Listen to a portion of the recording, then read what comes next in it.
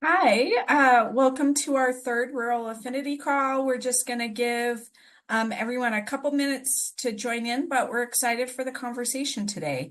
And so just a few notes, some housekeeping items we have our chat enabled today. We have a panel. We have reserved time for Q&A at the end, but please keep the comments, questions going. This is really for you all.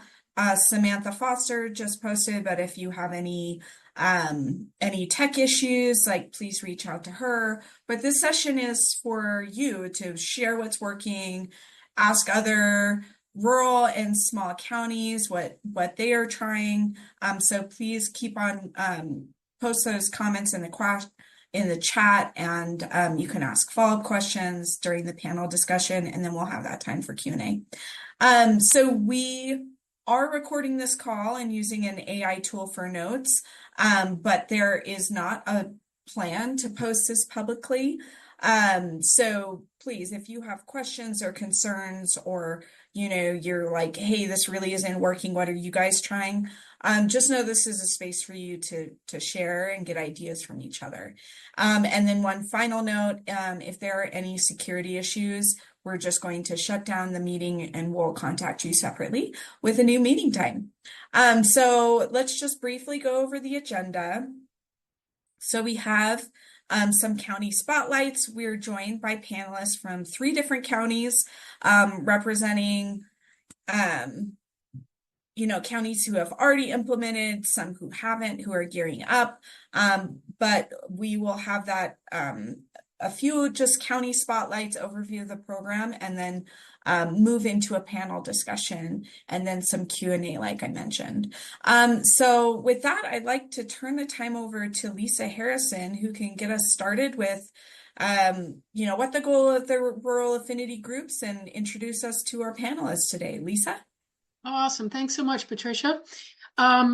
I am very happy to be with you guys again, and this is one of our next in our series of Rural Affinity Group TA calls. So again, the purpose of the group is, and today is, it's a meeting forum, as Patricia said, for this group to talk amongst each other and share strategies, hear what's working, what's not working, troubleshoot together, because again, all of the unique things that are shared with rural counties, we want to, provide a forum for each other to learn and collaborate on those solutions. So, the unique challenges and strategies that exist in working with complex populations in rural counties for the CARE Act is something that, again, is really important, because we want to make sure that we are doing everything we can to make sure we're taking care of the people who need that help.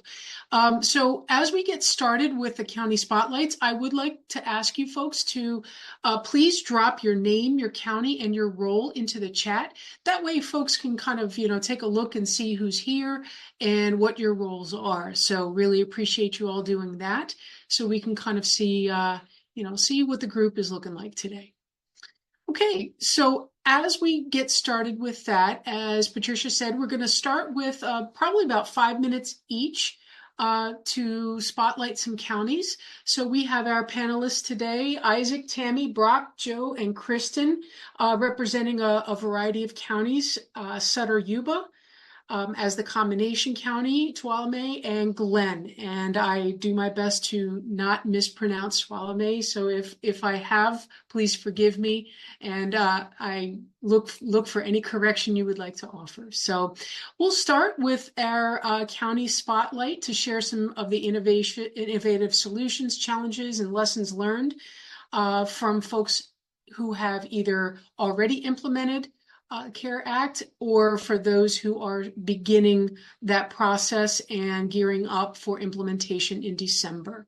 So we'll start by giving the floor to Isaac to spotlight Sutter-Yuba. And Isaac, feel free to take it away. Give us a little background on yourself and what's going on for Sutter-Yuba. Thank you, Lisa. Hi, everybody. My name is Isaac Matei, and I'm the Clinical Forensic Supervisor with Sutter-Yuba Behavioral Health. I'm responsible for the care cohort and also the probation department, and also the forensic department that we have. And yeah, we are in a pre-implementation phase. And what we did in our pre-implementation phase is we hired a consultant who facilitate meetings between behavioral health and courts and all the other stakeholders. We have for each county monthly meetings for the as a work group, and then this month we started with 2 separate subgroups, one for court, the legal aspect, and one for behavioral health and housing. And in these groups, we address the 2 tracks. And the goal is in September to do some simulated exercise, a kind of mock drill for taking from the referral to the care agreement, care plan, graduation, a client, taking it from beginning to toward the end, and how that will work. What we have been really blessed is that in the last 2 months, one of the county councils that transitioned from Glenn County that already implemented care, the care court, and so he's huge, a valuable help and connection between behavioral health, courts. So he's really very experienced in what works and what needs to be improved in communication.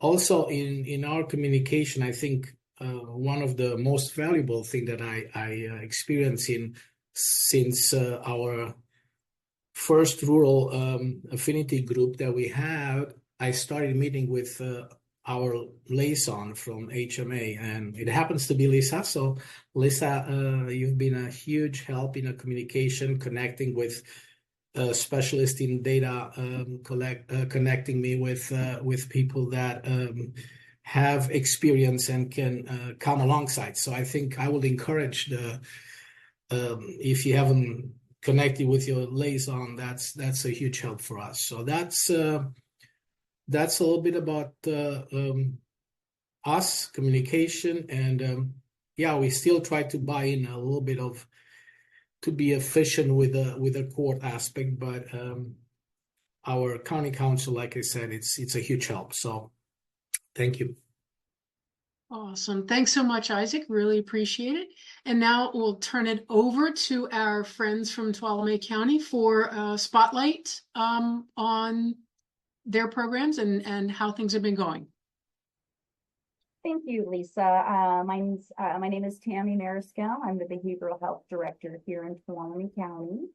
I'm excited to be here. Tuolumne County implemented Care Court in October 1st of 2023. We had barriers, challenges, and strategies, lessons learned, very similar to all of the other Cohort 1 counties. Our specific challenges really were looking at our staffing structure and the lack of capacity that we were facing, and really needed to take a look at what kind of population could possibly result from petitions going forward in October. Funding for our county council was a concern, knowing that the Care Court implementation funding was specific to stand-up programs, but wasn't necessarily in place to cover ongoing county council expenses as it related to hearings. Timelines of the CARE Act were a concern. Very short timelines related to petitions, serving of the respondents, and the various hearings that would follow those petitions. What we learned was that the court is very forgiving and compassionate towards the population that we are trying to care for. So we've actually experienced some relief from those timelines as the court has authority to provide continuations and lengthening those timelines that are within the bill. So that was exciting. We really wanted to make sure that our staffing had a forensic specialty. So we really looked for bringing up a program specialist that could really understand and engage in the CARE Act and understand the spirit of not just the CARE Act law, but also the voluntary aspect of outpatient mental health, as we all have experienced in the past. Your diagnostics are going to be very important. I encourage you to look at what that might look like when you are having to articulate diagnoses through the court system. There's a lot of historical data out there on these respondents that you may have to level set and possibly test out. So Tuolumne County took diagnostics quite seriously, understanding that we may have conflicting diagnoses, and we've installed or hired a psychologist, so we're able to do testing. I think that's really important. Your partnering for your M County, I think, is huge. Tuolumne County was fortunate. We had our county administrator who was very interested in care court and supportive of the process. Your health and human services director, we had she on our team as well. The courts came to the table. We had our public defender, our county council. We also met weekly beginning in July, actually in 3 different forums. We had a larger county system meeting where we had all the partners at the table, and then we would titrate down to those that were actually developing the program, so we could have a little bit more detailed conversation without pulling down a lot of our leadership's time. I urge you to look at the unknowns in your county as far as data, so you can scale properly. I think that Tuolumne County, although we saw this as a massive lift, what we realized was it's very possible that we were not going to have the flood of petitions that we all anticipated initially, and it actually worked out in that way. Petitions came in very methodically, I guess, for a lack of a better word, and in a flow that was actually very manageable. And yeah, I think that's about it. I want to leave a little bit of time for Brock, if you wanted to share anything. Thank you, everybody. And just kind of like what Tammy was saying, is that extensive planning process that we did was really invaluable, because our partners were also learning what care court was and what our approach was, what the diagnostics of schizophrenia and other psychotic disorders might mean, and just that everyday processes. How do we communicate information? How is the court getting the petitions to us, and vice versa? And so that the planning process was really important, that we have that, get all those partners involved, the Superior Court, and even sometimes there's people that might occasionally attend, like the CAO, the Superior Court, or people who are more involved, such as maybe the actual program manager at the Superior Court. And so this kind of building, we'd already had, like many counties, we have our other legal processes from our substance abuse programs or our mental health diversion, but this is putting us in a new role in terms of we were now being assigned as the petitioner, and not just like a consultant coming in and giving our opinion on something or our progress report on attendance. We were the petitioner, having to gather a lot of information for the court in a very short timeline. And oftentimes those records aren't available. So we did have to ask for maybe a 30-day extension to gather the medical records to find out what was going on with the person. Oftentimes different people in the community or family members, the petitioners, would claim someone had schizophrenia, but they didn't have schizophrenia. So trying to show that court, because the court wants to see evidence of that. So trying to do our assessments in a timely manner, reach out to the person, meet that 14-day timeline, and then get the medical records that support that. Because the judge in our county would want to know, well, they had an assessment at a psych hospital 10 years ago. I want to know what's the diagnosis from that. And so the judge was really, they're wanting to see records. They're wanting to see proof, so to speak, of why or an answer to that. So if the family says, well, they were diagnosed at Adventist Health Vallejo Hospital 10 years ago with schizophrenia, why are you saying they don't have schizophrenia now?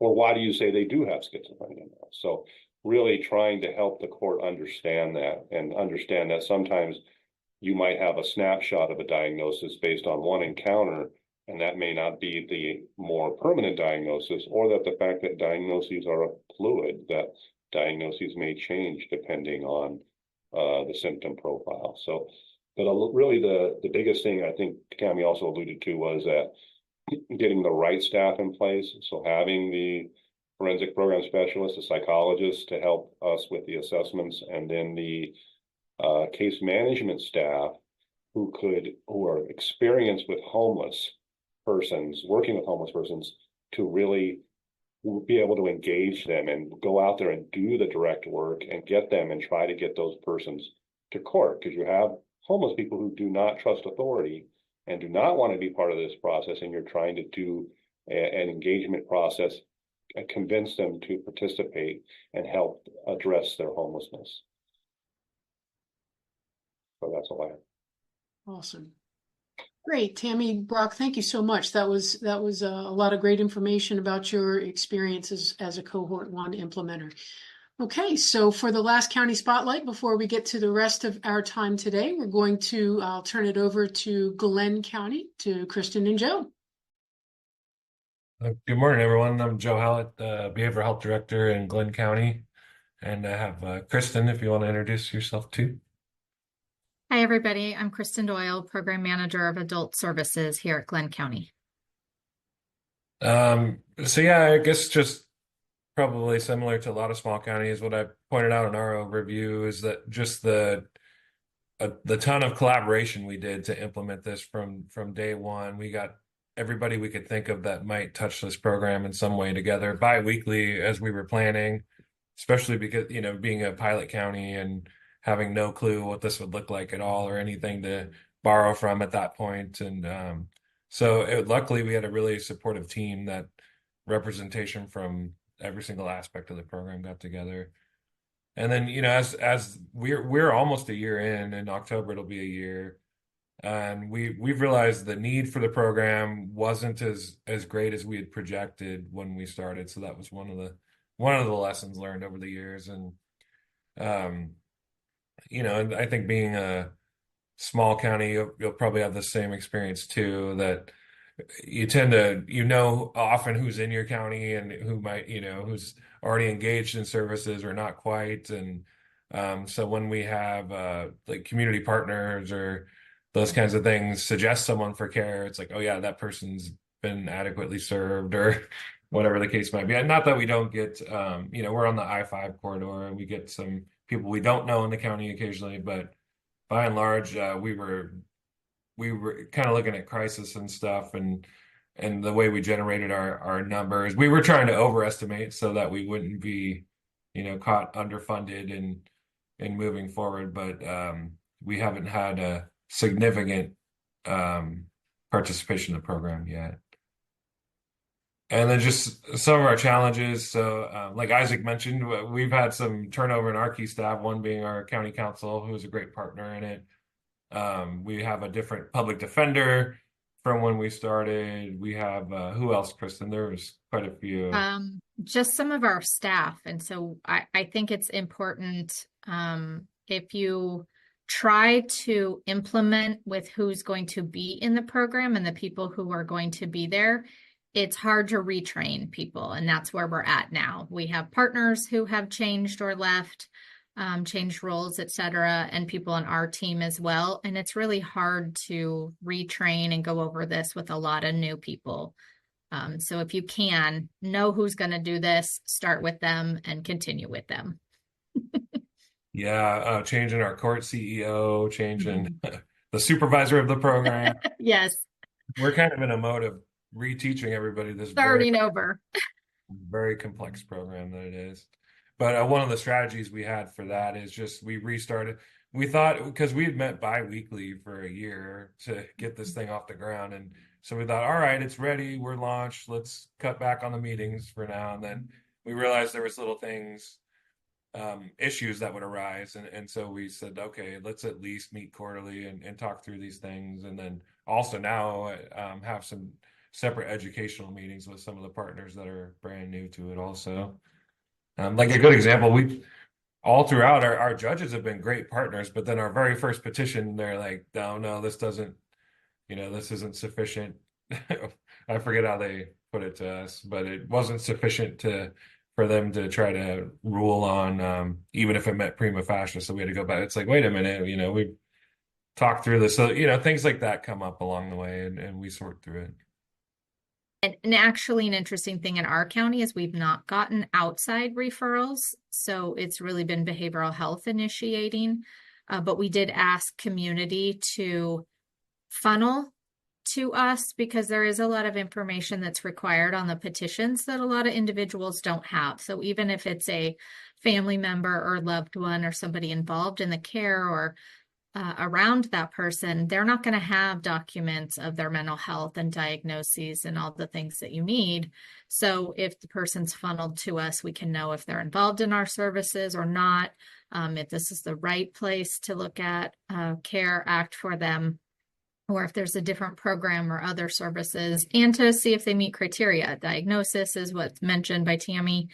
And all those things. And so sometimes it's not care and it's other programs, and we're the one providing the service or going to do care. So it really helps to funnel that to us in a small county. That may not make sense in other places, but for us, it just really helps streamline the process. Yeah, it's hard with the requirements for an affidavit or the proof of intensive treatment. It's hard for other partners in our community to think about submitting a petition and how complicated it is. We don't have a huge network of other behavioral health providers outside of county that are waiting to recommend people for care or think they might have that diagnosis or those kinds of things too. So that's actually a segue into our next point is, the low petitions, but we developed just kind of a basic referral process so we can get some basic info ourselves and just do the petition if we think it's warranted or somebody we don't know. And so that's been one strategy we had there. Joe, And then- there was a question that came up in chat that I thought we could address also really quick, is the in-person legal notice. So our discussions initially was asking an not in uniform sheriff's officer to provide that, sheriff's deputy to provide the notice. We did not want somebody in uniform providing that. And that was agreed upon. However, when we came time to serve, they weren't available. It wasn't something they could immediately do at that point. And so we pivoted to be timely to have our, I'm forgetting the name of them, Joe. They're like our fraud unit. Special investigations unit, the welfare fraud investigators that were closed. So they're plainclothes, but officers still. And so they've agreed to take that on as not only the one time, but as an ongoing. So we pivoted to do that, knowing that we don't have a ton of them. That's a small unit, but they're agreeable. And it was sort of a middle ground that we could all agree upon. So that's what we're doing in our county. But I know somebody asked how are each of the counties providing that. So we can speak to that. Sorry, Joe, you were talking. Oh, no, that's fine. And then I saw someone had mentioned population in the chat too. Ours is 28,000 in Glen, just to put that in perspective too. And then, of course, we'll probably get into more of this, but just the lack of housing infrastructure in a small county.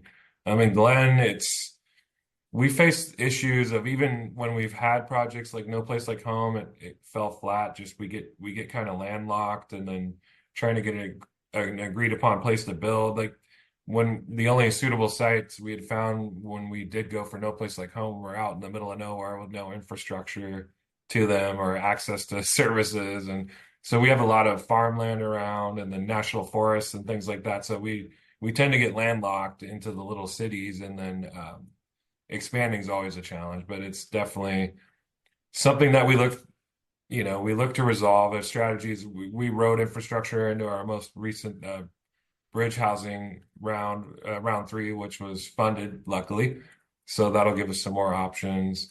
We have some regional providers, some in neighboring counties, and then one trying to start up locally that's not licensed yet that we work with on how do we make this a genuine behavioral health type of residential program. And then we have an existing housing program that we partner with Habitat for Humanity. But it's not specific to behavioral health. It has a lot of our people, and we provide services on site. And so they're looking to expand. So as they do, we're trying to get in there and expand along with them as best we can. So our lessons learned are, if at all possible, have the people who plan this out with you be who's going to operate the program ongoing. That's been a challenge for us more recently, but if you can even get some of your staff involved in the program to the table sooner than later and to know their role and really understand the essence of it, it's like I said, I mean, we've been doing this a year and I still have to look, okay, what hearing is this next? And it's so complicated, the process. So staying up on that is a key. And then keeping those internal team meetings alive, like I said, working through issues. And then we opted to even do a pilot case as we were a soft launch per se, and just to try to get it down with the core room. Even if you're not ready for a full launch, to just try to get used to the court process and those kinds of things.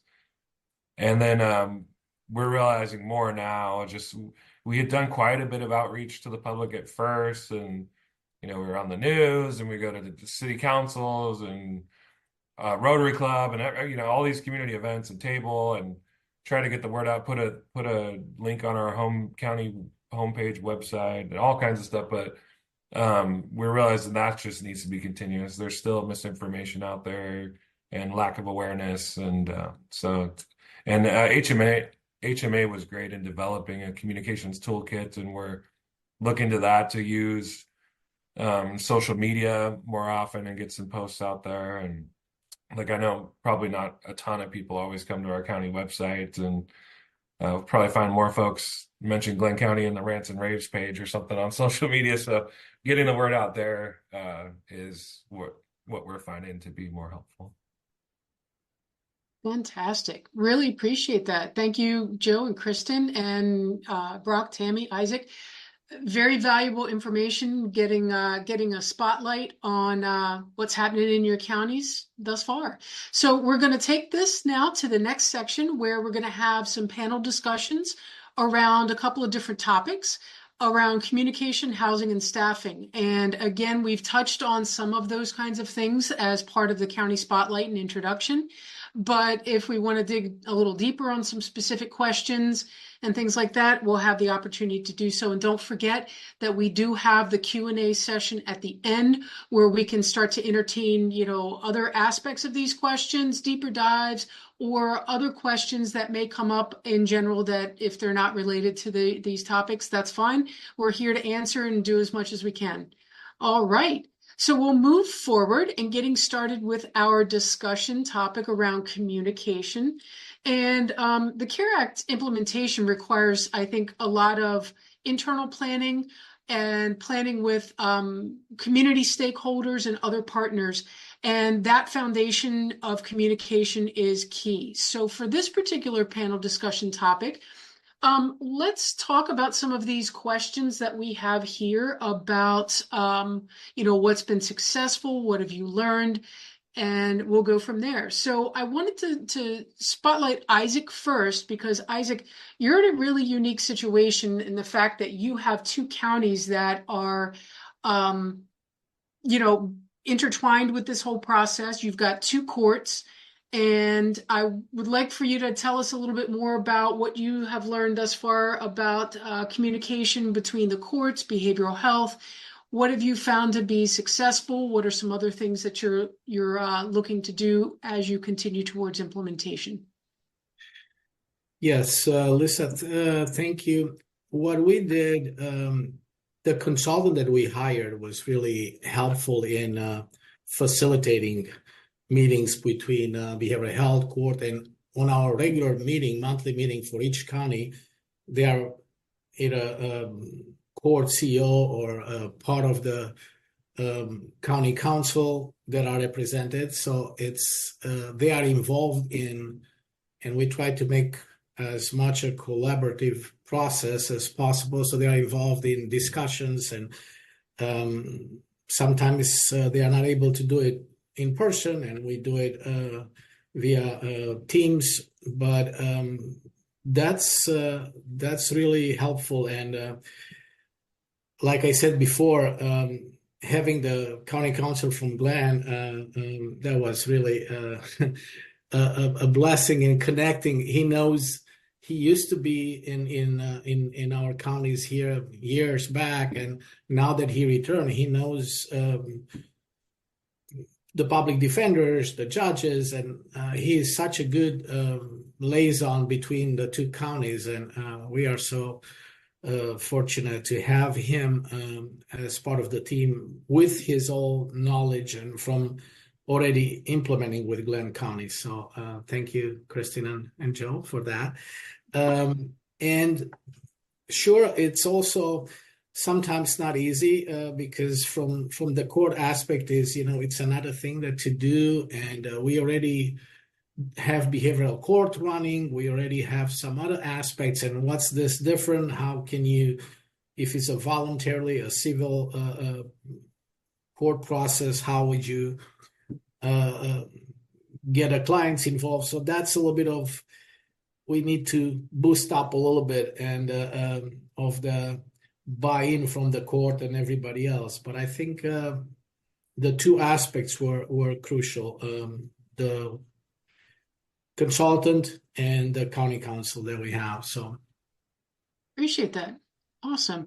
So in thinking about the communication for Tuolumne and Glenn, so Tammy, Brock, Joe, Kristen, tell us a little bit about what you've done to communicate with the planning partners after implementation. Well, like we said, NARA's keeping a regular planning meeting, no less than quarterly. And I think the double-edged sword, the blessing and the curse of a small county is all the same people are doing the same thing. So in communicating, it's like, oh yeah, I see the judges at the drug court meeting and at the behavioral treatment court meeting and at 10 other meetings. So it's, you get the word out. It's like, oh yeah, we need to talk about care court too. So that's been helpful for us also. Nice. Keeping that on the list at all times. Yeah, Fantastic. I'm sorry, Lisa. No, please. Okay, I'd say in Tuolumne, we really ramped down as far as our planning meetings once we went live. And correct me if I'm wrong, Brock, I think it took us about maybe 6-8 months into the program where we realized we needed to get back to our planning team. So, we kind of had like, whew, we're done. And then really, we started to go a little bit sideways. So I'd say avoid stopping your meetings and just stay consistent. And quarterly is probably a little bit too long for a program just in their first year. So that would be our kind of thing. I think we would have avoided some speed bumps if we had stayed with the monthly meetings. And I think most of post implementation was on an individual department level. So, okay, we're going to consult with county council on this problem, or we need to talk to the clerk's office. They aren't getting the petition to us in the right way, or how do we do electronic notification between us? And so just them learning how to work with us as an entity. And we're all in the same groups, diversion or drug court or whatever. But then sometimes in our county, we have about 4 judges or so. So the one judge was assigned to care court, but the other judges had less frequent contact, but it still came up. And then trying to educate them because they may not be as familiar with the process as the primary judge assigned to care court. So that was kind of a learning thing. And just those little practical things, like between the clerk's office and our or someone misfiles the paperwork and doesn't get it to the judge in the correct box. And so trying to track that down because we're trying to hit those timelines. And one thing I did was pleasantly surprised with some of the, with the new technology and the telehealth that the court's doing now, that was very valuable because the judge would even allow us, we didn't have to do it often, but to do some kind of remote televideo with the client out in the field to the court. But it was all those little practical things as the court begins to learn how to work with our homeless people who may say they're going to show up to court but won't. Yeah, appreciate that, Brock, and everybody. Thank you. Yeah, so for the folks who've already implemented, so for Glenn and Tuolumne, you know, we understand that obviously, and as we're hearing more about this, that communication with the community stakeholders is one of the most important parts of the care implementation. But we understand that not all counties, especially the small and rural ones that are part of, you know, our forum today, have those real robust communication teams. So tell us a little bit more in detail about what you found to be most helpful when it comes to the communication, especially if there are no robust communication teams. What staffing have you used? And again, understanding some of the things we've heard before, and we'll talk a little bit more about later for staffing, but, you know, with staff turnover, and a little bit, you know, tell us a little bit more about the communication channels that you've used, you know, the websites, your social media, any of the community centers, those kinds of things. Help us to know a little bit more about specifically how you've engaged those resources to help with the communication. So for Glenn, it's again another hat we often wear. Kristen and I do a lot of it. But one thing we did was hire a specific analyst just for care, and not only for the incredible data requirements, but she also she can help with the social media posting. She makes flyers for us, does website postings, and kind of manages that piece of it and the complicated court calendars and all aspects of it. So that's been really helpful for us too. Nice. Everybody kind of pitching in to help with any of those tasks that's needed. Brock and Tammy, anything for you guys specifically with your strategy for those areas for the communication? You know, we hit all the normal forums, I believe. You know, we used our Facebook, we used our website, we used partners' websites. We also did a upfront concerted effort to bring particular petitioners to forums. So we created a presentation for the first responders. We created a forum for families to join us through NAMI. So really wanted to customize, if you will, some of the presentations based on our audience, understanding how they view their roles. So I think that might have been unique. We also took advantage of the countless community forums that exist in Tuolumne. We met with the League of Women Voters. We met with, like I said, NAMI. We did presentations at our enrichment center, which is where our mental health client drop-in center. That was a really unique experience. I'm not sure who really thought, well, gosh, the clients might want to be educated in this. And so that was something I learned. It was an accidental presentation. I don't want to allude that we planned that so brilliantly, but what we did recognize was there was a heightenedness within the population that CARE Act was focused on. And it was causing undue stress for clients that, for all intents and purposes, were somehow engaged with our care. Not CARE Act, meaning our services. So I really, I witnessed a relief on our core mental health crew that were really worried about care court. So I encourage you, make sure you get out to the community that you serve. Yeah, we did radio spots. I think Brock and I did quite a few radio spots. Yeah, just really tried to get it out there. Oh, and I think also it's important. BH was not the only team that was doing communications, because we had county council being called to do presentations. We had public defender being called. We had the courts doing their own education. So we all shared the same slides. I think that's the one thing. It was really important that we were giving the same message, even though we might say it a little bit different. but that we were all on the same page. So sharing your media material, I think, would be really important, because you're going to avoid those social media posts, as Joe mentioned. We don't want to be on Yelp and chase them, we get that too. And so we want to avoid the social media he said, she said, and not confuse our community. So that would be my 2 cents. Thank you. Awesome. Thank you. There were some really good examples of, what you've done and how folks can, creatively think of how to approach some of the communication challenges that are part of smaller counties that may have resources that need, that are spread thin. So appreciate that. So thinking about the other things, that we have access to, the communications toolkit. One of the things Patricia just posted in the chat, the link to the communications toolkit, if you all haven't seen it yet, and also what it contains, Word documents, PowerPoints, flyers, talking points, things to help you get you started with thinking about how you can utilize those resources.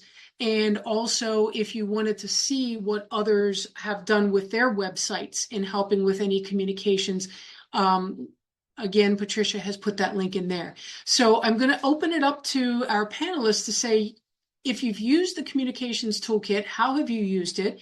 And especially for, I guess for Isaac, if you haven't yet used it as part of your implementation, what are some of the things that you think you might be able to do with that toolkit? So again, for folks either who have or have not used, tell us about what you think about the communications toolkit and how it can be useful, or how it has been useful for you.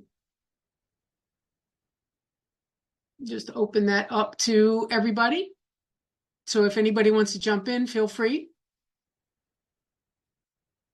Lisa, I think Glenn started ours before. There was a lot of particular things there. So Okay. we used messaging and photographs from the CARE Act so that we had similar pictures and verbiage from there. So we sort of just cut and paste and drug in to make our brochure, but using the same materials and same verbiage. Okay. So that's what we did, I think, before the toolkit was out, but we have utilized some of those pieces. I think the other thing we really tried to do was make the brochure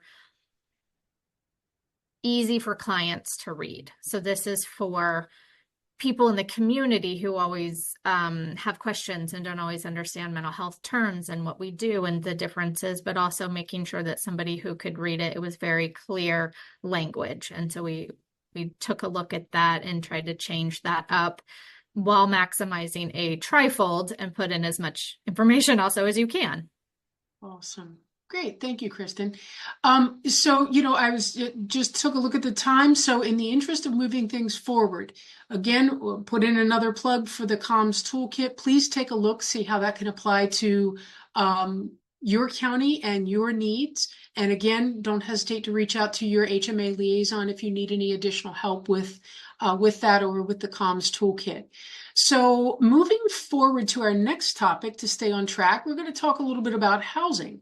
So we'll shift this discussion and talk about how, the eligible individuals who are unhoused, how we're going to utilize existing housing resources for the CARE Act participants.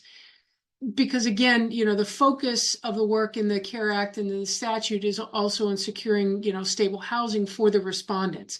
So for folks who are getting ready to implement, we want to talk about how you're thinking of your housing and residential opportunities and launching new programs or expanding existing opportunities for folks. And we know that the respondents who have the diagnosis, who have SMI and are eligible for CARE Act, we know that the housing programs that are in place may not, necessarily be equipped or intended for folks who have these additional needs. So I want to talk about what strategies and supports you guys have in place or are thinking of putting in place to support the CARE Act respondents and their particular needs. So we'll start. I'm going to call on Joe and Tammy We'll start with Joe from Glenn first to talk about what have you leveraged in your existing housing programs and facilities for CARE Act participants. Tell us a little bit about what's worked, what hasn't worked, and we'll start with that, and then we'll pose the same question to Brock and Tammy after you respond. Joe. Okay. Yeah, so I think I got into a little of it in our spotlight, but so what's worked well for us is our partnership with Habitat for Humanity. It's called Purpose Place. It's a 33 unit apartment complex, low income, low barrier. But again, it's not specific to behavioral health, but we have a significant presence there. And working to partner with them as they look to expand that property and kind of align it with our bridge housing funds and see if we can do some behavioral health focused housing. And one thing we've really been trying to push is to do a master lease, which is where we could rent or lease a room or a bed as behavioral health and then move people in and out as needed with this kind of programming into more long-term solutions and not have to go through their main type of housing process. It's more designed to be a permanent kind of housing situation for people. So that's been helpful. And like I said, we have somebody looking to be a residential provider that isn't licensed yet, but interested. And so working with them on, best practices and how to get licensed and being a consult there. And again, that one also isn't specific to behavioral health, but something that we can try to guide that way. Another thing we were wanting to do, we've talked to some like board and care providers that are outside the county and saying, look, if we get some infrastructure funds and buy a house, would you operate a board and care out of there? And that's been people have been willing to look at that. And then even regionally, some of the larger residential kind of providers are saying, if we can get a certain number of beds there and you get other counties to agree, we'll pay for the cost of developing something in your region. And so so there's all kinds of ideas and things that we're chasing down. I guess just another question, what hasn't worked? It's just having nothing today. Like basically right now, Purpose Place is full. And so we've got motels or out of county board and care, basically our two options, no emergency shelter or anything like that. So these are longer term solutions, but they're needed solutions in the long run regardless, I think. I would just add that we're finding our individuals referred are needing a higher level of care than maybe being able to stay in a motel room. They might need 24/7 oversight. There might be safety issues with cooking or being able to care for themselves or be safe, like overnight. So while those might be available for short term or something like the weekend, it's not a good long-term option for the person to have stable, secure housing. And we really don't have other options in the county. So then the options we do have are out of county, which makes it really hard to serve the individual. So I would say also having an eye towards something where there's oversight, a manager, the ability to have more of that 24/7 wraparound is probably what you're going to encounter more, and how to plan for that. Okay, fantastic. All right, so again, we'll keep things moving because again, there's so much great information. We all want to cover it and keep on going, but I want to make sure that I do keep on schedule with our time. One of the other things that I wanted to make sure that Isaac has an opportunity to share is what they're doing as part of their preparation for housing, getting ready to implement CARE Act. Isaac, if you want to share briefly a little bit about what you're doing for your planning and your current housing and transition to help meet the needs of the SMI population. Yeah, we currently have an emergency shelter in each county for the transient population. And especially in Sutter County, we have it kind of in a neighboring, so it's almost the same location with our agency, with Sutter-Yuba Behavioral Health, where we have case management, we have behavioral health staff serve and assist the housing population. So that's helpful. Also, we use once the homeless population is showing interest in changing from chronic homelessness, we partnered with business with some business in a community, and there are 2 apartment complex that was built in each county to help our transit population. And once they move in the apartment, they are helped by the staff, either with getting their social security, getting some financial assistance, and they contribute to their monthly rent. And so we try to stabilize and bring them in a functioning state. So then we also have board and care through our full service partnership, where we have staff, and our clients are brought for our wellness groups and all kind of activity that we have here. So we don't have specific housing for the care population that we are anticipating coming, but we adjust based on what we currently have, so that they can be included in our housing projects that we have. Awesome. Appreciate that. Thank you. Thank you. Okay. And I know we're moving along with our time, and it's been really great to be able to answer questions, some of the Q&A type questions, as we're moving along and doing that in the chat. So please don't hesitate if you have any additional questions, as we continue our discussion. Please add them to the chat, and some of our team will look to address those, and any other folks who are part of our panel will also do their best to see if they can grab some of those while we are still going.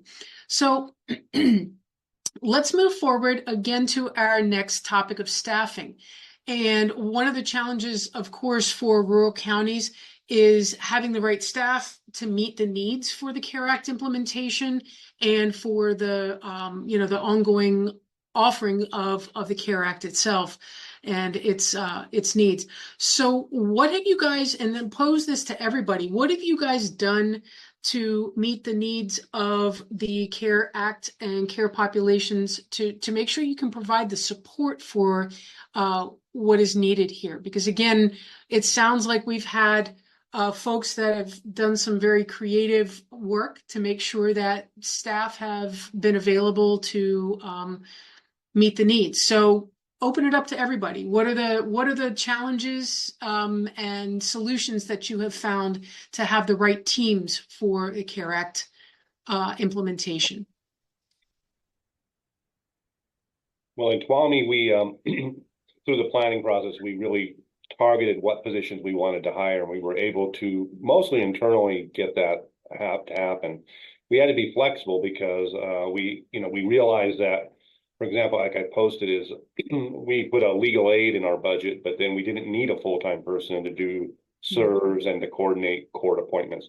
So we were able to shift that to an internal analyst.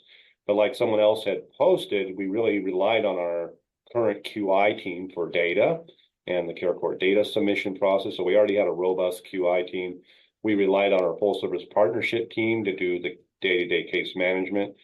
But I am really grateful that we had the foresight to get that clinical and forensic program specialist, that clinical psychologist, to supplement what we were already doing. And we were able to put that into place because I couldn't have run the care court program without those key personnel in place. And so that was really helpful. Oh, fantastic. I'd like to add that the program forensic specialist, it's an administrative role. And so we realized that although this is a treatment program focused on recovery, that we really needed a person that would buy into the CARE Act process and really understood the big picture and was administratively skilled. And we landed them. I'm not giving out the name, but I would definitely encourage to make sure you have your the person that's going to be representing you in the court system to be very, very well versed in court processes. I would say with Glenn, a little bit different than Tuolumne, we needed to supplement our data person. So we added that position who's been very beneficial. Our QI staff couldn't have taken that on. We were able to use existing staff in modifying caseloads, realizing that we weren't going to have the influx we had thought. And so we needed to find people who were interested. So we were able to ask existing staff who had an interest. I think that's a really important piece. And then educate and do some training. My background is working with individuals myself. And so I bring some of that to the table, being able to kind of blend teaching staff, talking about program and philosophy, and then bringing some of that direct knowledge and adding supplemental trainings, et cetera. So again, somebody like Brock was saying, and Tammy, who sits in that circle, who can really speak to all of that and has knowledge of that, and staff who are willing and interested to learn and train. Sometimes you don't have people that are available, and staffing's been an issue, I think, throughout every county for the last year. So that's just a hard piece right now. Absolutely. Absolutely. Appreciate that.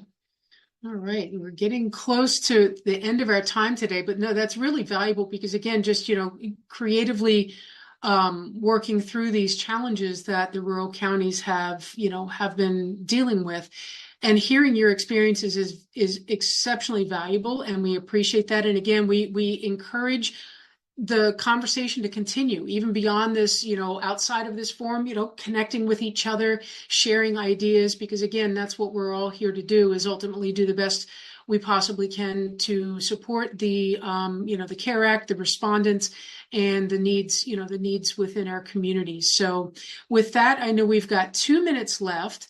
And I would like to turn it back over to Patricia just to kind of wrap things up and close us out with some next steps. Thank you, Lisa, and thank you. Big applause to our panelists for sharing what's worked, what hasn't. For the Q&A in the chat, there's been some good information shared about process for serving petitions and other related to housing. So thank you for your robust participation. This has been a great call.